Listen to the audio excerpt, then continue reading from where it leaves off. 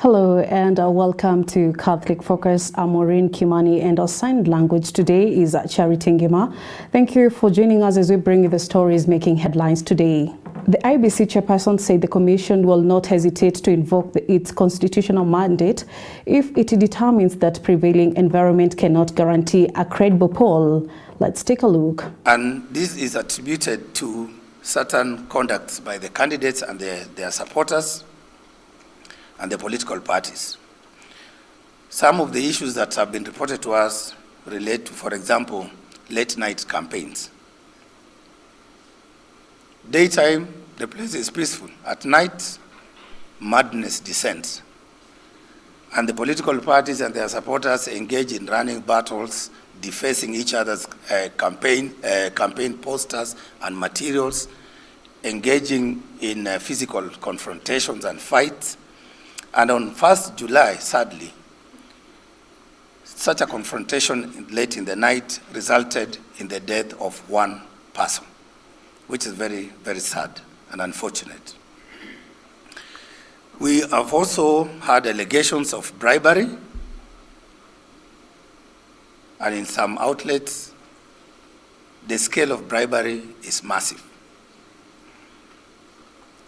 We have also been alerted of the presence of state officials in Olkalau, which is not a problem as long as they are doing their ordinary duties.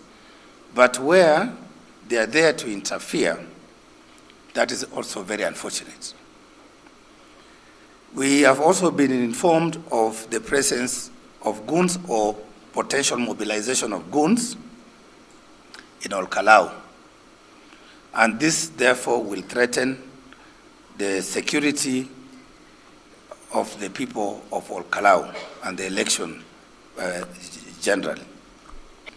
If we find that the environment is not conducive enough for us to conclude the by-election in Olkalau, we will be left with no choice other than to take the most unfortunate and drastic step of postponing the elections in Olkalau. And if that's not enough, we will cancel it altogether. Moving on, members of Mukamuku Farmers Cooperative Society in Matungulu constituency, Machakos County, brought operations to a standstill after staging protest over alleged financial mismanagement, lack of transparency, and poor leadership within the society. The farmers locked the society's offices and blocked the gates with 3 branches, demanding accountability and urgent intervention from county cooperatives authorities. Take a listen.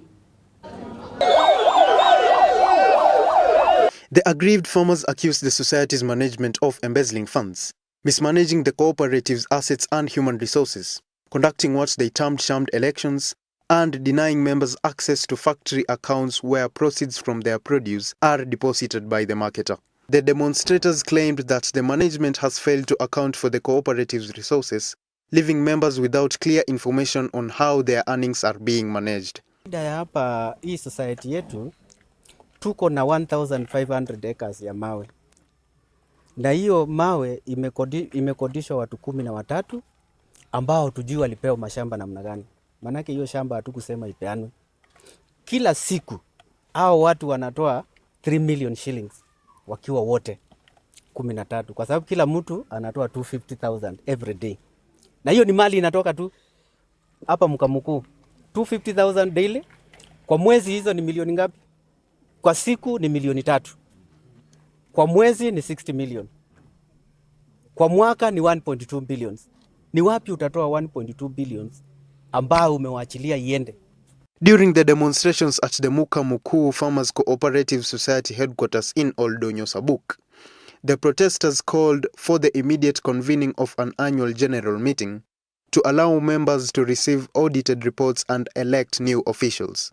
Sasa shida zetu tumetapika sana. Wale tunaoleta wanatoa matumbo. Tunataka wao waondoke na tumefinywa sana. Sasa hawa yafaa waondoke. Yafaa waondoke kabisa. Tutapute wengine hata ingarau. Tutakufa tukiwa masikini na watu wanone. So we are very serious. We want an inquiry ili turudishiwe mali yetu. ili wale wengine wataingia, wao wanajua mali iko na wenyewe. Mali yetu walioingia hapa wakatoka nayo turudishiwe. They said repeated attempts to reach the society's chairman for clarification had been unsuccessful and appealed to the Machakos County Cooperative Department to intervene and address their grievances. Hata ukiwa mjinga kiwango gani, uwezi kuwa ati niko na watoto na siwezi tuma mtoto wangu mahali nataka. Nikitumwa hapa ni mama na kuja na sinda kwa gate hapa, nikingangania niingie ndani. Lakini nikija hapa anaambia askari hapa ule fulani asiingie wapi, na anapeana list hapa. Hiyo kitu nataka ikome kabisa. Kile kingine nataka kuuliza. Manake hii kitu imekuwa mvutano wa watu watatu. Ile kamati imeondoka.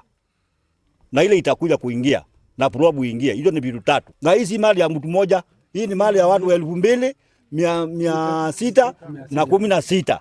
Hiyo ndio nataka tumalizae nayo kabisa hiyo. The demonstrators vowed to maintain their protest at the cooperative's offices until their concerns are addressed. They also accused the society's management of allegedly using irregular procedures to facilitate the illegal sale of stones from the cooperative's quarry. Mambo ya mawe isimame, cooperative office aite mkutano, tuchague kamati ingine, watu wako kwa hiyo mawe waondoke wote, na sisi wenyewe tutanunua mashini zetu za kukata mawe. Kwa hivyo hiyo ile mali inapotea hapa Mkamukuu kwa mwaka 1.2 billions bila kuhesabu transfer. Manake transfer zinaletanga milioni 10 every month. Na hiyo pesa yote hakuna mtu anaona. Reporting for Catholic Focus, Capuchin TV, I'm Larry Gonzaga. Still on Machakos County, residents of Mukalala and Kasioni in Machakos County staged a protest over the deteriorating state of Machakos town. Kikambwani Road, saying its poor condition has disrupted transport and daily economic activities. Residents say the road has deteriorated despite undergoing recent rehabilitation, making it difficult for motorists, public vehicles, and commuters to access the area. Vumbi kawaida, mchanga ishajaa kwa barabara, gari hazipiti. Bodaboda hapa mahali ulikuwa unabebana na 50 sasa unabebana na 200. They claim the road is now riddled with potholes and planked in dust, blaming the situation on what they describe as shoddy and rusted repair works carried out by the contractor. Na ile shida tuko nayo sisi kama wakaaji wa hapa ni barabara. Barabara ya kutoka Kafoka kuteremkia hapo kwa Kababu kupanda hadi Kikambuani kusiwa Mwamo na huko juu milimani. Hiyo barabara ipitiki. Tulilia tukalia tukakuja tukasema tuletewe tutengenezewe barabara. Tukakuja ikaanza kukatakatwa hivi mwenye mnaona imelimwa. Hii ni kulimwa si kutengenezewa barabara. Ile shida tuko nayo sasa ni hii vumbi, barabara haijaisha, hata uwezi pitia kwa hiyo barabara ukienda town. Tukifika town hata inabidingi udanganye watu umetoka shambani. Sababu unafikanga huko unaenda kubandilisha nguo town. The residents are now urging the relevant authorities to take immediate action by carrying out quality repairs to restore the road and easy transport and economic activities in the area. The residents, they are demanding for full balamin of the full stretch. That is from Kafoka to Kikambuani. Reporting for Catholic Focus, Capuchin TV, my name is Geoffrey Omare. In other news, as concerns over youth discipline and leadership continue to grow, parents have been encouraged to enroll their children in the Scouts movement, with leaders saying the program equips young people with lifelong values, leadership skills, and a culture of environmental conservation. Kwa wazazi wetu wapendwa, tunataka tuwaambie muencourage watoto wetu kujiunga na scouting, na wakati anajiunga na scouting watakuwa na maadili mema. Pale nyumbani utaona some behaviors zimebadilika na ni kwa ajili ya scouting. Scouting, it's about discipline na pia ina nurture talents tofauti. Scouting inaleta maadili mema katika jamii na pia inapatia mwanafunzi mwelekeo ulio bora katika maisha. Hiyo ndio maana tunakusanyika pale tunakusanyika kwa region hii kwa sababu ya hiyo scouting. Ukiangalia scouting, it's about pia creativity. Scout anatengeneza kitu yenye atumii ene material anatumia local available resources. So it's about creativity. Na scouting kuna category 3. Kuna sungura scout, hiyo ni age bracket ya 6 to 9 years, na kuna category ya pili inaitwa chipukizi, hiyo ni 12 to 15 years. Category ya 3 ni mwamba, hiyo ni 16 to 18, naye ya mwisho ni ya jasiri, hiyo ni 19 to 25. The government has launched the second phase of the National Youth Opportunity Towards Advancement in Nyota program, expanding support to thousands of youth entrepreneurs across the country. Speaking during the launch, President William Ruto said the initiative is aimed at empowering young people with financial support to start or grow their businesses, describing the program as a key investment in youth entrepreneurship and economic empowerment. The of the Nyota program has injected more than 3 billion into youth-led businesses, with over 122,000 beneficiaries, each receiving an additional 25,000, bringing their total support to 50,000. Leo tutapatiana shilingi bilioni 3 kwa vijana 1,122 katika kila sehemu ya taifa letu la Kenya. Na ni kwa sababu kila sehemu ya Kenya, kila ward ya taifa la Kenya, vijana 84 watakuwa beneficiaries wa hii mpango na pesa ya Nyota. Na tunasema hivyo kwa sababu tumekubaliana ya kwamba Kenya tunataka usawa. Tunataka kuhakikisha ya kwamba hakuna sehemu ya Kenya inawachwa nyuma. The government of William Samoei Ruto has shown us that courage is what it takes to be able to uplift the lives of these young people, men and women, regardless of their tribe, regardless of their background, ya kwa kila mmoja, kuanzia yule mwenye kuuza kuku, mwenye saiba cafe, yule mwenye kuuza t-shirt, kila mmoja ndoto yake inaweza kuwa katika hii Kenya.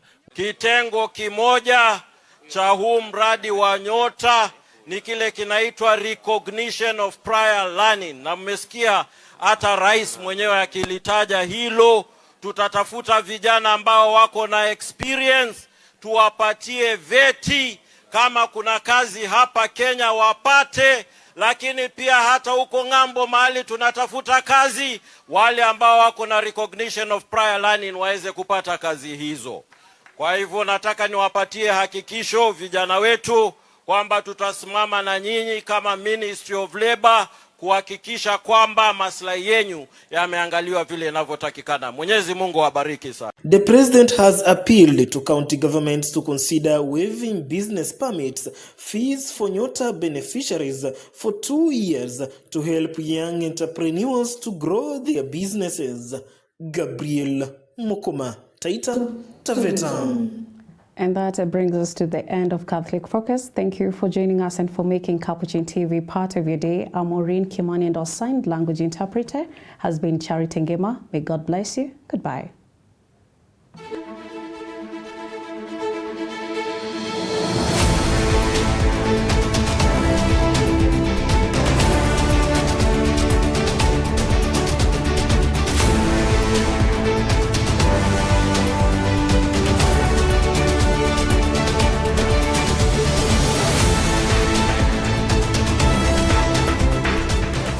Keep watching Capuchin TV, your staunchly Catholic identity channel.